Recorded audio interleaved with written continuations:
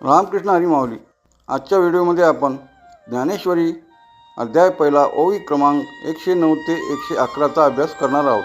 तरी सर्वांनी शांत चित्ताने ऐकावे ही नम्र विनंती. जे शस्त्रविद्या पारंगत मंत्रावतार मूर्त होका जे अस्त्रजात येथुनी रूढ. या ओवीमध्ये संजय धृतराष्ट्राला सांगत आहे की कौरवांच्या सैन्यात द्रोणाचार्यासारखे महान योद्धा उभे आहेत, जे शस्त्रविद्या पारंगत आहेत, जे सर्व प्रकारच्या शस्त्रविद्येमध्ये निपुण आहेत.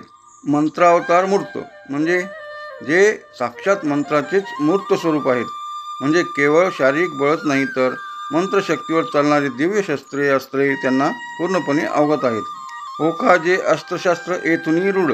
जगामध्ये जेवढी काही श्रेष्ठ अस्त्रे, उदाहरणार्थ ब्रह्मास्त्र, नारायणास्त्र इत्यादी प्रसिद्ध झाली, ती सर्व मुळात यांच्याकडूनच म्हणजेच द्रोणाचार्याकडूनच सर्वत्र पसरलेली किंवा रूढ झालेली आहेत, असे संजय धृतराष्ट्राला सांगत आहे.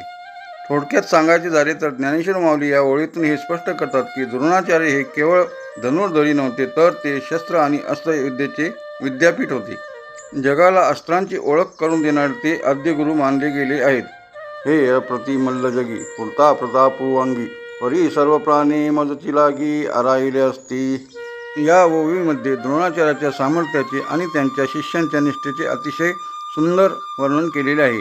कुरुक्षेत्रावर युद्धाच्या प्रसंगी दुर्योधन द्रोणाचार्याकडे जाऊन पांडवाच्या सैन्याबद्दल बोलत असताना आपल्या बाजूच्या योद्ध्यांचे महत्त्वही पटवून देत आहे.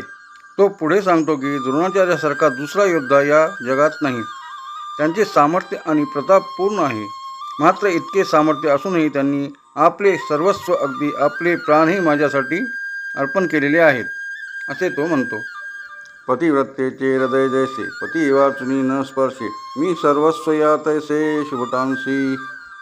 दुर्योधनाकडून लढणारे जे योद्धे आहेत, त्या योद्ध्यांचे महत्त्व सांगताना दुर्योधन असे सांगतो की ते एवढे एकनिष्ठ आहेत की जशी पतिव्रता स्त्री हृदयात पतीशिवाय दुसऱ्या कोणालाही स्थान देत नाही, अगदी त्याचप्रमाणे या महान योद्ध्यांचे सर्वस्व मीच आहे, असे दुर्योधन ठामपणे सांगत आहे.